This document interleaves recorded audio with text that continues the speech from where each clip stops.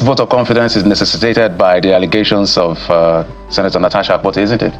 No, far from that. The allegation of Senator Natasha is a complete falsehood, which we've put behind us. You're already passing judgment on the case that is still subject of investigation. Even I'm entitled to my opinion. Okay, your opinion. Yes, and moreover, I'm also a star witness in that case, and I can tell you, but I don't want to delve into that, because as part of our resolution yesterday is to put that behind us so that we can actually serve Nigerians in line with our mandate, because our mandate is to make laws and guide the executive, all geared towards giving Nigerians the best, not to discuss issues we know that is a complete falsehood and goes to no issue. I'll leave it to your opinion, but I'll also be cautious to the effect that it's still under investigation by the same Senate, because I know she resubmitted that particular petition, yes, and it was accepted and forwarded to the committee that is in charge of ethics and all of that. So help Nigerians understand how it will work. She's been suspended for 6 months. Yes.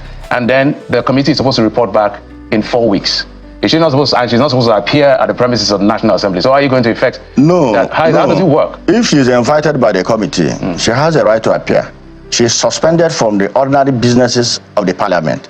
But if she's invited to come and give her own side of the story, or to come and prove her case in line with her petition, she has a right to appear, before the committee. So she's not been stopped, from appearing before the committee. So when principal officers like you will use assertions like it is falsehood, it is this, don't you think it is going to influence, it's already fait accompli, whatever the investigation is going to be at the end of the day? Why are you taking a side already in a situation that is still under investigation by the Senate? Well, I'm entitled to my opinion, and without delving into the merit of the case, that is for a committee to do. But I can tell you authoritatively that in criminal prosecution, that's what we call prima facie evidence. If there is no prima facie evidence, that is evidence on the surface, then there is no case. Because I must tell you, she knows quite all right that what she's saying is to divert attention. But we're not disturbed. We're not disturbed because we know the truth. So 2 more questions on this issue. First, is Senator Akpabio going to be investigated by the Ethics Committee? Is he going to testify, just like she will be invited to testify? All the parties involved will appear before the committee, including the Senate President. He will come and testify, and his testimony will be recorded. Likewise, other senators, because on the alleged date of the incident, so many senators were there. So, for example, I'm one of the star witnesses. I will come and tell the world, which I've been telling the world, what I saw. But we have put that. Of course, I even drove in the same car with there for every step of the way, both from beginning to the end, and we went back in the same vehicle. I was the closest person to her that day. Okay, so away from that in a moment, what do you think the perception of Nigerians is to how the Senate or the National Assembly responds to concerns about women? Because there's a perception out there, whether that perception is true or false. Do you understand what the perception is? And how is the Senate handling it? Our view towards women is to accommodate them more in politics. And just a few days back, we had a gender equality bill that was introduced by the Senate Committee Chairman on Women Affairs. And we have also interacted with other parliaments across the world. And we are going to take that step to make sure that women are given more seats in the parliament. For example, in a place like Morocco, there are some reserved seats for women, because in most cases, women find it difficult to win an election. So in such cases, there are some positions, seats allotted to them in the parliament through appointive processes, whereby the executive, through executive fiat, will appoint females, senators or House of Representatives to come to the parliament, not necessarily going through election. So these are the things we have in stock for Nigerian women. And I must tell you, the 10th Senate is working towards that. And at the end of the day, you'll see the difference. So exactly what do you mean by bringing more women? As we speak now, let's begin with the chambers, the red chambers. You have only 4 women. Yes. An abysmal number, worse than the previous 9 Senate, for instance. And now 1 is even suspended. So there are just 3 of them there in the Senate. Yes. So when you say you're giving women more seats, what exactly do you mean? Are you saying each state has 3 senatorial districts? Are you going to give 1 to a woman, mandatorily, whether it's tokenism or not? What exactly is the structure or the proposition in that bill? Well, if you listen to what I said earlier, I said in some areas it is difficult for women to win election into political positions, maybe based on religion or tradition. For example, in northern part of the country, some people see it as abnormally for a woman to rule over a man. But that's changing. The deputy governor of Kaduna. Exactly, but I'm just telling you. So, and I said that in some countries, they have some executive fiat processes of bringing women more into politics. For example, Morocco and Tanzania, they used to appoint some women into the parliament. So, and we are thinking towards that. Do you understand? But unfortunately, the attitude of some women, which is some of the matters at hand, is very, very discouraging. a situation where a woman, because of one reason or the other, will accuse a prominent leader of sexual harassment is a minus. Yeah, because we expect Nigerian women to rise up against this, especially when somebody has formed a habit. Let me come. No, you can't discountenance her reality, Senator. Yes. Whether that reality of hers is true or false, yes, you can't discountenance it and then use that as a premise for generalization. I didn't generalize, but I said it is discouraging. It is discouraging. Are you saying that men, okay, let's leave the sexual allegation. Men have also stood up to the Senate president or the leadership of the Senate. They've even been suspended.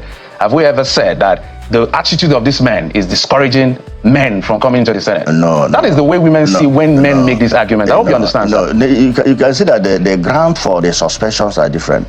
We understand that. Yeah, so get that very well, because the fact in issue determines the reaction. So these are two different circumstances. But what I'm saying is that the attitude of some women may discourage men from giving them such opportunity.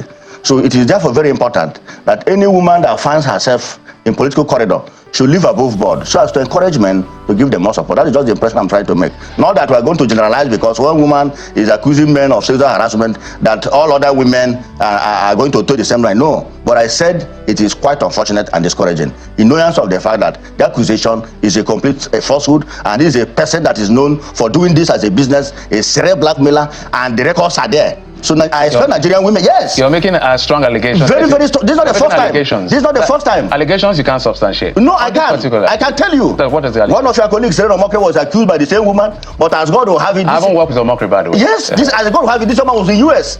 And when she discovered that the man had evidence to rebut her claim, she quickly pulled out her claim and later paid compensation to the young man. That is number one. I can name them. There's so many. So your premise of passing your verdict on Senator Natasha Akpabio is the fact that she failed in proving the case of Reno Omokri, so because she has already failed in because it never happened. You were not there where everything. But we know how that one ended, and I can name more. You know why I'm pushing on this conversation? Yes. Because when we listen to plenary and hear the way some of the men speak and some of the things that are being done, yes, we know the suspension was based on quote unquote parliamentary behavior. Simple. Yes, that was where the suspension happened. Yes. But this is a different kettle of fish, which is still a subject of investigation that may become a subject of adjudication at the end of the day. So passing judgment and the attitude towards it and calling her a serial liar and all of this is almost but I want to ask you a question. No, I'm the one asking questions. But I can ask you, has she reported that matter to any law enforcement agent in Nigeria? But she has reported it to the Senate. She has reported it to the Senate. She's just doing media trial to cause damage. No, facts on ground. Yes. Has she reported it to the Senate or not? She has. So why don't you wait for that investigation to complete? Until then. Okay. Let's move on now to other issues. Thank you. Let's talk about the issue of a legislature and executive relationship. Yes. I know that senators have been bashed most of the time as to being rubber stamp. All kinds of names have been called. And of course, there's also that pushback from senators. If you're assessing this 10th assembly, because we're going to midterm already, by May, June, yours will be June, yes, the president's will be May, would you say this Senate, as is constituted and led by Senator Akpabio, has been able to defend Nigerians the way they should defend Nigerians? And tell us how. I must tell you, the 10th Senate, under the leadership of Senator Akpabio, have been able to do that perfectly well. Of course, you understand that our roles can be categorized into three: to oversight the executive, to make laws, and to represent our individual constituencies. In terms of making laws, you agree with me that within the period under review, we'll pass so many laws. Let's start with the 2025 appropriation bill.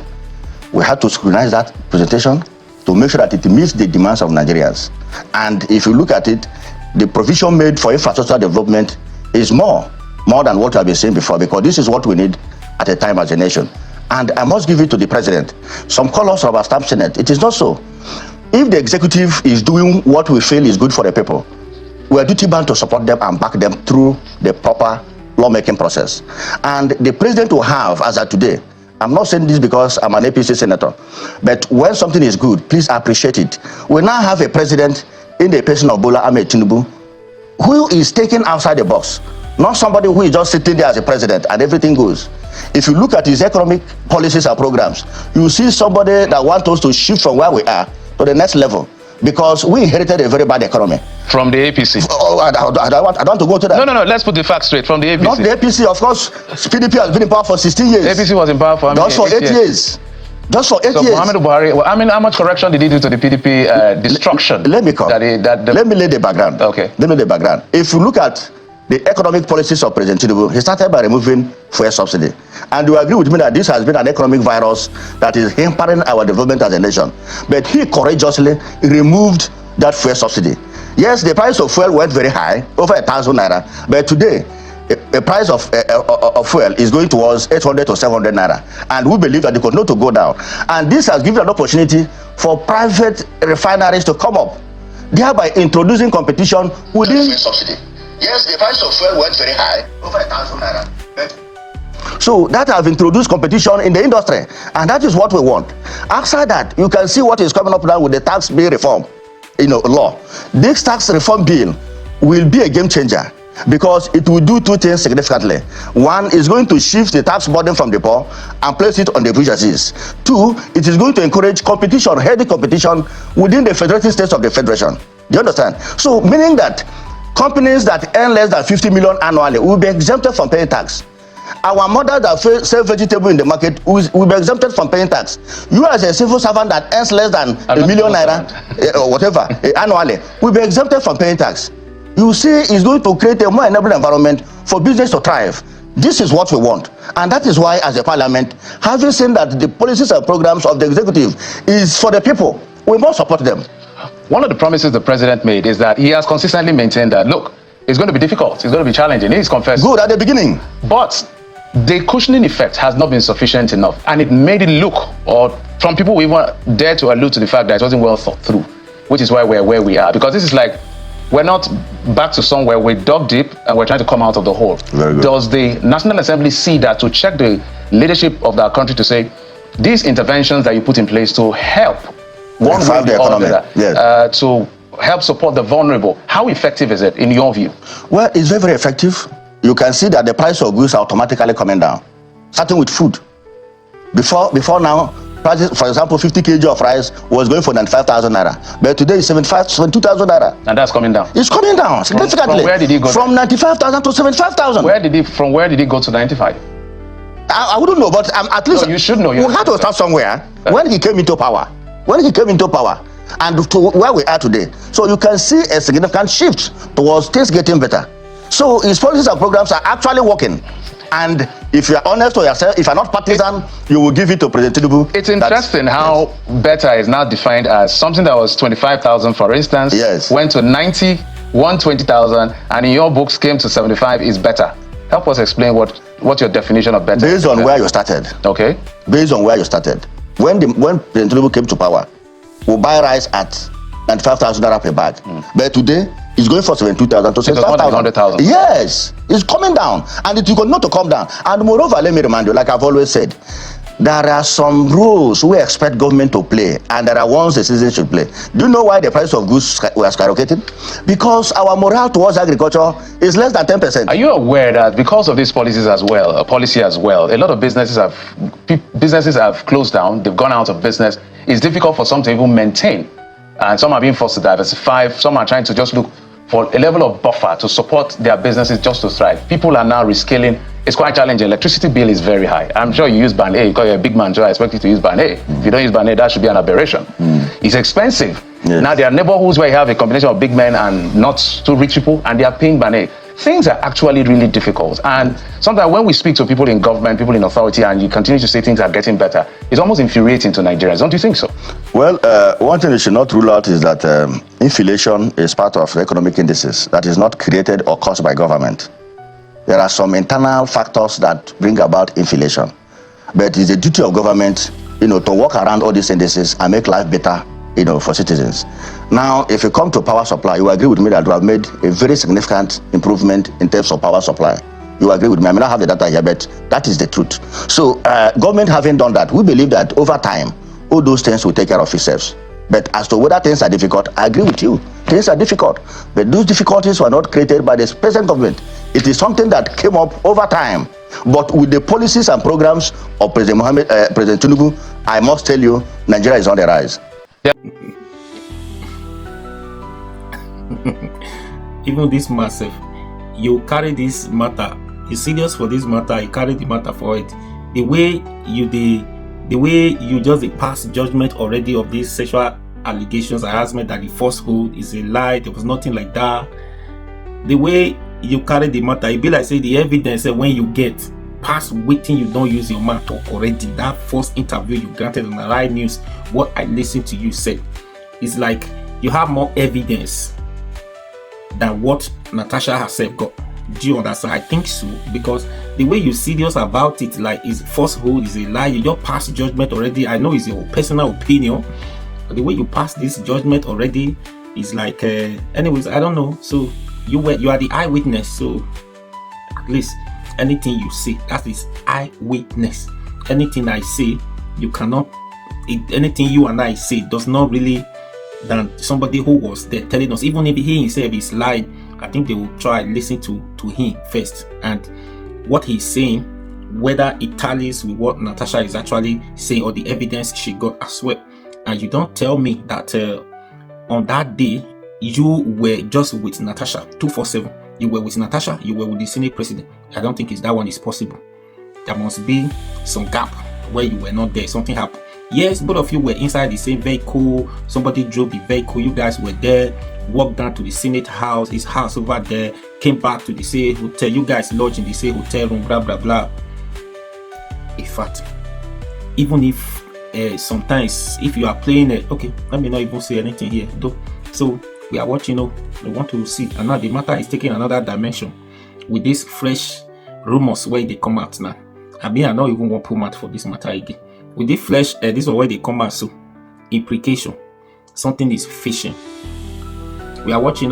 Since now don't use us the cash cruise now. No, they laugh. They watch. They laugh. Imagine. Anyways, please share this video.